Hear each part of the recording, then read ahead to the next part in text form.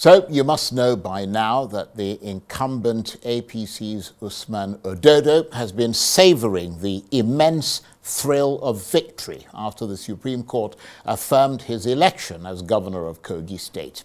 The panel of 5 justices ruled that the appeal launched by the governorship candidate of the SDP, Murtala Ajaka, lacked merit, and they proceeded to dismiss it. And so, for Mr. Ajaka, the crippling agony of defeat.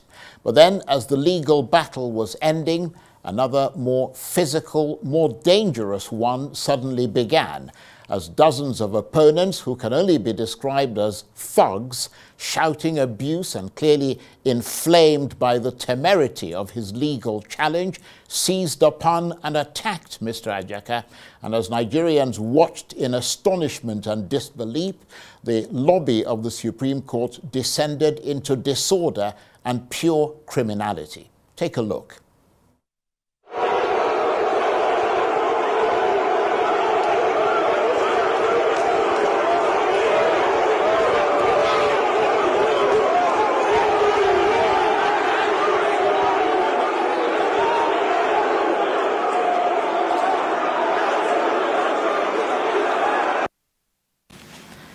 Nigeria is on our way to Mogadishu. If we allow this to continue, democracy is all about people and the people's right to vote. We were made to believe that the election is going to be transparent and free for all. But what came out of it is what you all know. But I don't have much to say now. I'm still investigating what led to that attack on my person at the Supreme Court. We are waiting. We've written them officially. Because if we cannot get protection from the Supreme Court, where else will we have protection in Nigeria? I've said, it's not about apology from the states. It's about desecration. It's about the attack on somebody who complained to an institution to come to his rescue. He went there thinking that that is the safest place, and he was attacked. They virtually lynched him. He had to escape. I don't know if you have seen how his drivers were able to take him out. They would have probably killed him, because the intention of that attack was very horrible, was quite intentional, was quite violent. No decent leader will direct his own supporters to do that. That's Alhaji Shehu Gabam, who is the national chairman of the SDP, and before him, of course, the governorship candidate in Kogi State in the 2023 election, Murtala Ajaka. And for more on this, I'm joined now in the studio by the man himself, the SDP governorship candidate in the Kogi State 2023 election, Murtala Ajaka. Thank you very much indeed for coming in. Thank you. First of all, my sympathies for what you went through. You did not deserve to go through that. Nobody deserves to go through that. It must have been shocking to you, as it was to the rest of us, that you experienced that sort of thing leaving the Supreme Court. Were you surprised by that? I was surprised, but not too surprised, because we all know that the politics of Kogi State has always been violent prone. That is what Yahaya Bello introduced to Kogi State. And Yahaya Bello was, just for our international audience, the former governor of course. Of Kogi yes, State. The former governor of Kogi State. So, but what surprised me is for them to take that violence to the Supreme Court. That is the only surprise. But we hope that the federal government will look into this matter. If they fail to look into it, that will be the end of our democracy. Yeah, I think you have a very solid point there. And do you know why they attacked you? Was it simply because you came to court to challenge the victory of Usman Ododo, or was it something else?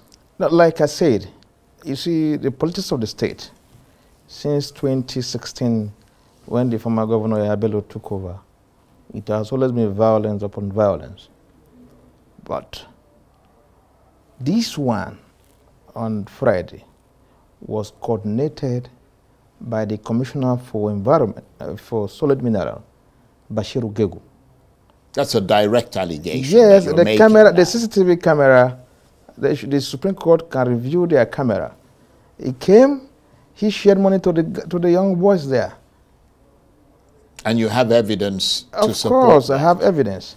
I'm not perturbed in any way by the action of the mob. I'm not. But my fear is if we allow this to continue as a state, then there's no need for democracy. Yeah, but what I don't understand is that they were victorious in court. I mean, what was the point of attacking you if they'd already won the case? Because they are ill-informed. They are ill-informed by those that sent them to come and took that action. You mean they thought that perhaps they had lost the case? I think so. It was clear. We have marshaled our evidence. We have marshaled our points. We're all looking forward to victory. But of course, the Nigerian system failed us. And we're not, right. We're not against that because they are supreme But we could hear a lot of people shouting as the people who were attacking you. I mean, what were they saying? Honestly, or you couldn't make out what they were saying? I didn't know what they were saying. Right. I didn't know what they were saying. Right. And does it make it more brutish and more illegal and more undemocratic, the fact that it took place within the premises of the Supreme Court? Such an unlawful act carried out in broad daylight within the great bastion of the law that the Supreme Court is supposed to be. That is why I'm saying the federal government, through the Supreme Court, must go into the root of the matter. Those that are behind this. Because what happened on Friday, to me, was an embarrassment to our democracy, an embarrassment to us as a country. Unquestionably. Yeah. Unquestionably. An embarrassment to us as a people of Kogi State. But I hope, like I said, I hope the federal government, because I knew the guy that coordinated them is the commissioner for solid mineral in Kogi State. But you made a police report. Well, do you know if arrests have been made, for example? Nothing has been done, to the best of my knowledge. We have written to the CGN because it happened right in their premises. So we expect them to take action. Because if the Supreme Court did not do anything, they allowed this to happen. 2027, there's no need for one to go to court after the election. Well, this is not usual, to be fair. I mean, it's not usual that people get attacked in court. So this is an exception, not the rule. Let's just be clear on that. But how did you eventually face down that violent outburst? I mean, because it seemed as if you had some police escorts looking at the video. I mean, did they intervene or what? Yeah, I have security that came with me Right. to the court, and I have my supporters there. I told them, no, nobody should react to anybody. Nobody. If you, as you can see from the video there, Right. somebody was trying to shield me. I told me, my friend, Claire, which is what we are used to. That is what Yahaya Bello has brought to Kogi State. And that is why we must fight to end this. You understand? We must fight to end this. And if I repeat, if the Supreme Court, they keep mute as they are now, nobody will come before any judiciary after any election. And that's why I'm advising the people of Edo and Ondo to watch. Because And those are elections coming up yes, in in less September. than 30 days' time, Right. there will be election in these two states. They have to watch their back. The system don't seem to favor those that are ready to abide by the system. You've had some pretty rough times, though, because I remember you coming here during the campaign. At one point, you were I was they tried attacked. to assassinate you. I was attacked on Lokoja Highway. I was attacked in the course of my campaign, severally. That's what I'm saying. That is what, I repeat, Yahaya Bello have introduced to Kogi State. Yes, before now, there used to be violence, but not to this stage. Yahaya Bello just came and doubled the violence in the state. Well, let me just say that in the interest of balance, we will obviously offer the other side, the people you're alleging who came up with this violence, they have a right of reply, so they can come and reply to the things that you're saying. But, I mean, are you on your own intending to take legal action for what has happened? I will not waste my time. I will not waste my time for any legal action. So you leave it to the police? I'll leave it to the police and then sort it out. Right. And they don't do anything. Next time I'll come prepared. And has the Governor, Usman Ododo, been in touch with you following that ugly incident? No. I don't have any business with him. No, what I'm saying is that, I mean, you are a prominent member of the state. It was in the course of a case that he was involved with against you that this attack occurred. He did come out and make a statement condemning the attack, but I'm wondering if he got in touch with you. I'm not interested in him being in touch with me. And well, that's not really the question. The question is, did he try to get in touch with you? No. Right. No. To me, if a commissioner under him is the one that coordinated this attack.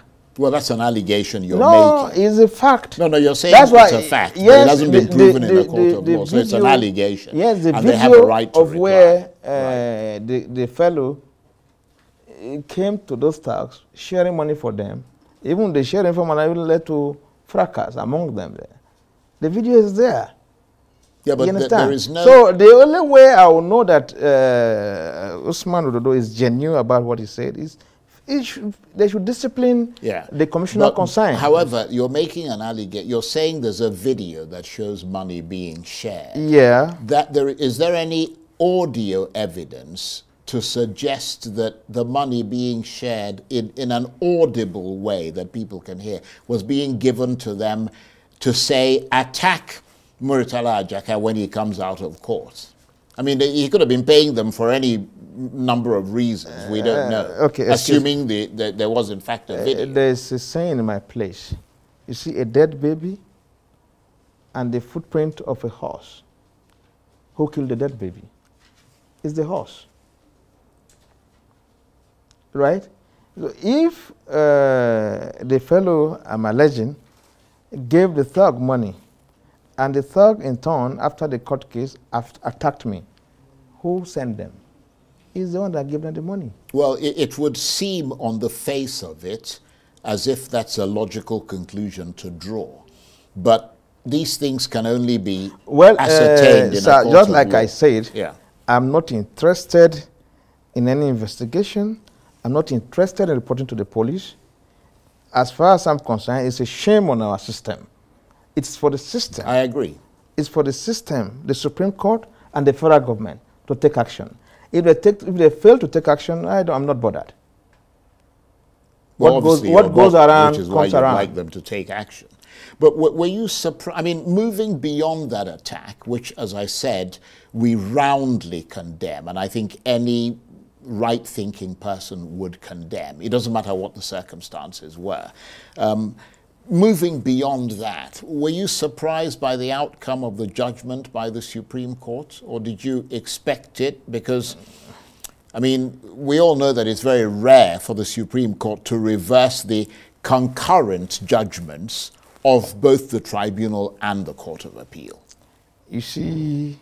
So you must have expected it. I don't want to say much on the judiciary, because I want to get the satisfactory copy of the judgment of the Supreme Court first. Thereafter, I'll pass my comment. No, I understand that, but what I'm saying is that you lost at the tribunal and you lost at the Court of Appeal. That's what's known in legal terms as concurrent judgments. So at the level of the Supreme Court, I mean, it would have been almost extraordinary for the Supreme Court to have found in your favor rather than against you. I mean, you must have known. Okay, let me take you back to what transpired at the tribunal. Right. In the build-up to the case, we got an order from the tribunal relying on the Electoral Act and the Constitution, that they should compel INEC to bring all the beavers and other materials used in the election before them, which they did. The Ododo's camp appealed against the judgment up to Supreme Court. We won. They brought the materials. The representative of INEC displayed the content of the beavers. From the content of the beavers, we discovered that there's a result disparity. And we'll do the tabling. We say, based on what has been displayed, vis-a-vis the figure before us, the election in 5 local government of the state does not tally with what is in their book. So therefore, we are calling the tribunal to declare me winner. But in giving judgment, it took us 30 days to display these beavers across 600 and something polling units. In giving judgment, the tribunal reverses itself that the decision to order for INEC to come and display that beavers was in error. Based on that, they threw all the evidence before them and ruled against us. So I don't know how you call that kind of judgment. They use technicality to knock us out. So the issue now is... So you then went to the appeals court? Of course. We were hopeful that based on the evidence we have marshaled before the tribunal, appeal court will see reason. But of course, appeal court is the mother of the tribunal. We took the case before the appeal court. It's the appeal court that gave birth to the tribunal. It was the same business all through. So we thought that, okay, let's go to the Supreme Court. We might get justice there. But unfortunately, we did not get justice. So I don't want to dwell much on what I believe transpired behind the scene, because I don't have much evidence to that effect. But the pain here is this. If this democracy continue this way, because once upon a time, I was in the ruling party, I was a major actor there. Because of local politics, I have to switch party. For those of us, those of them that are in the ruling party today, tomorrow they might be there on the other side. And the same system will hit them. So for us to get justice in this country and for democracy to prosper, we must allow rule of law. We must discontinue this issue of technicalities on all election cases. It's not helping us. And I think the two operative words, or well, one's a word, the other one's a phrase, that you mentioned there that are critical are justice and the rule of law. I absolutely agree with you that we've got to find a way to entrench justice and the rule of law in this country. Obviously, this is now the end of the road as far as your challenge to the outcome of the 2023 governorship election is concerned. But a bitter pill to swallow for you. If there's anything about bitter, I think what happened, the disappointment is beyond comprehension.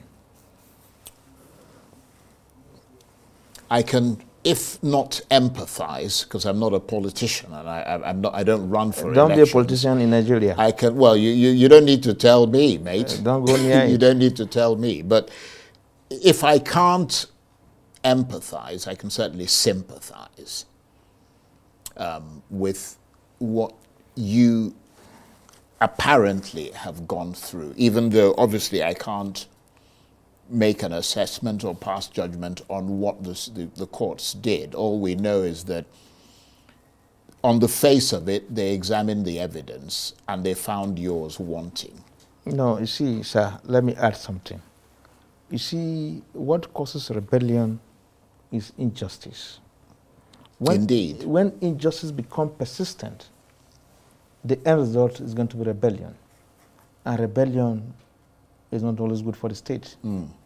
So the only way we bring this country to the path of progress is by ensuring that the judiciary is reformed. Indeed.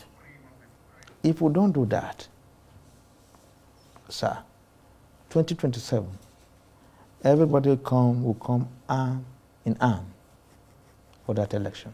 Are you planning to run again? I mean, I'm wondering what's next for you. I'm a politician. As long as I breathe, Right. I'll continue to practice politics, So- no matter what they do. So you're not going to sort of disappear into the woodwork? Not at all. You know, I'm going to be around, and I will be Right. around.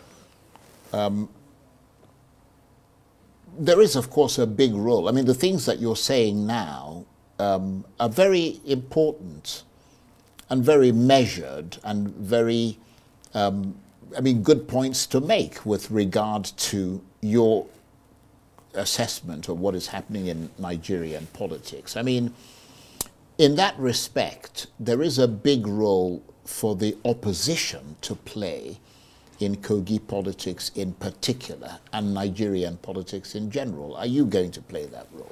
Well, we don't do opposition for the sake of opposition.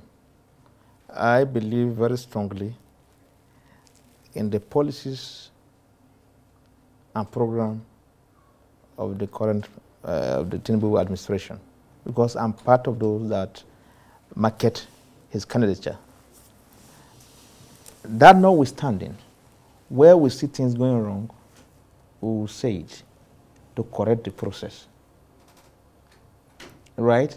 So also in my state, I mean, I contested for the governorship because I believe I have what it takes to take our people out of poverty because of the kind of looting the state went through under Yahaya Bello. Let me put it allegedly. We have never had that before. It is based on that I insisted I must run for this governorship to turn the state around. But unfortunately, the system failed me. That's okay. But on the national scene, we must, be you any party, be you APGA, Labour Party, PDP, NNPP, you see, we must throw politics aside to see how we can make this country a better place. Just recently, a cousin of mine went to Cotonou. Do you believe that the CFA that is far below the value with Naira is today stronger than the Naira? So it's something to us to worry. So whatever we could do, if there's anybody I hate in my life today, is Yahaya Bello. But if the solution to Nigerian problem is coming from him, I'm ready to embrace him. So let us put politics aside to see how we can make this country a better place. We should not, because of hatred, castigate Tinubu back and front. Let us see how we can make things work. The people on the street are not finding it easy. That's why I keep saying one of our major problems is this refined product, the petroleum product. We spend so much money, over $600 million every month to bring in PMS. Here we are. Aliko Dangote have managed to get us a refinery, either by hook or crook. It shouldn't be a thing to discuss about. We should encourage him and encourage other players to see that this product is refined back home, so that the pressure on the Naira can come down. Because this suffering we're having today is not because of the government policy. It's not because of the removal of subsidy. No. It's because there's too much pressure on the Naira. And Nigeria would produce nothing. Most of what we use in this country are imported. So there's pressure on our Naira. Absolutely. You can imagine, if we can save $600 million every month, within 60 days, we see that the Naira will improve. And when Naira improves, there could be price stability. But if we continue the way we are going, and we don't come together to support this government, to see that things work, we keep criticizing because we want to criticize, I tell you, we are all going to crash. On that note, I want to thank you very much indeed. Thank you. Murtala Ajaka is the SDP governorship candidate in the Kogi State 2023 election. Thank you very much indeed for coming in. Thank you, sir. Thank you.